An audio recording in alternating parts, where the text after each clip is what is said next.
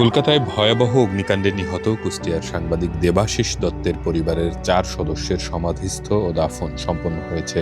শনিবার দিবাগত রাত 10:30টায় তাদের লাশ কুষ্টিয়ার নিজ বাড়িতে পৌঁছায়। দেবাশিস দত্ত ও তার শিশুপুত্র স্বর্ণশিস দত্তের লাশ কুষ্টিয়া কেন্দ্রীয় মহাশ্মশানে সমাধিস্থ করা হয়। অন্যদিকে দেবাশিসের স্ত্রী আফসানা শারমিন ও শ্বশুর আকরাম হোসেনকে কুষ্টিয়া পৌর কবরস্থানে দাফন করা হয়।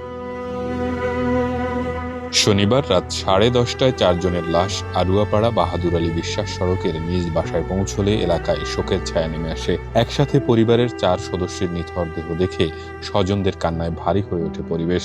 আমাদের সহকর্মী এবং সহযোদ্ধা এবং দেবাশিস দত্তর অফিস পত্রিকা রাজারহাট মোড়ে, আমার বাসাও রাজারহাট মোড়ে, আমার বাসাও রাজারহাট মোড়ে, একই পাড়ায় এবং একই আমরা প্রেস ক্লাবে একই সংসদে ছিলাম। দেবাশিস দাদার মতো একজন তথ্যভিত্তিক সাংবাদিক এবং বলিষ্ঠ কণ্ঠ গণমাধ্যম কর্মী আমরা কুষ্টিয়াতে হারালাম। এ ব্যাপারে এবং তার এই সপরিবারে অকাল মৃত্যুটা আমরা আসলে মেনে নিতে পারছি না। বেঁচে থাকতে কোনোদিন বুঝতে পারি নাই যে এতটা দৈন্যদশার ভিতরেও জীবনযাপন করছে, যেটিও মারা যাওয়ার পর ওর বাসায় এসে বুঝতে পারলাম যে এতটা দৈন্যদশার ভিতরেও জীবনযাপন করছেন, কেউ বুঝতে পারিনি। এমন একজন সাংবাদিক ছিল দেবাশিস দত্ত যে কোনো অপসাংবাদিকতার দিকে জড়ায়নি, এত দৈন্যদশার ভিতর থেকেও সৎ সাংবাদিকতার চর্চা করে গেছে, যেটি মফস্বল সাংবাদিকতার ক্ষেত্রে অনুকরণীয় বলে আমি মনে করি। দেবাশিস দত্ত চলে গেছে, আমি মনে করি কুষ্টিয়া অনেক সাংবাদিক হয়তো তৈরি হবে, কিন্তু দেবাশিস দত্ত আর তৈরি হবে না। এটি কুষ্টিয়ার গণমাধ্যমের জন্য একটি অপূরণীয় ক্ষতি বলে আমি মনে করি। আর দেবাশিস চলে গেছে, তার একটি 8 বছরের শিশু সন্তান রেখে গেছে। আসলে একজন সংবাদকর্মীর জন্য একজন সংবাদকর্মী খুব বেশি করার নাই বা করার আগ্রহ প্রকাশ করে না অনেক ক্ষেত্রেই।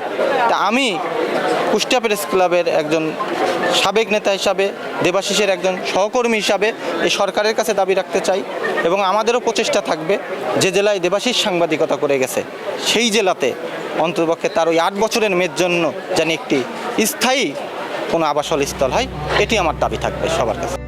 দেবাশিস দত্ত তার স্ত্রী আফসানা শারমিন ও শিশুকন্যা স্বর্ণশিসকে নিয়ে গত 3 আগস্ট ভারতের বেঙ্গালুরে যান। সেখানে নারায়ণ হাসপাতালে চিকিৎসা শেষে 18 আগস্ট মঙ্গলবার বিমানযোগে কলকাতায় পৌঁছে মির্জা গালিব স্ট্রিটের ওই হোটেলে ওঠেন তারা। পরদিন 19 আগস্ট তাদের কুষ্টিয়ায় ফেরার কথা ছিল, কিন্তু 18 আগস্ট রাতে হোটেলে ভয়াবহ অগ্নিকাণ্ডে তারা নিহত হন।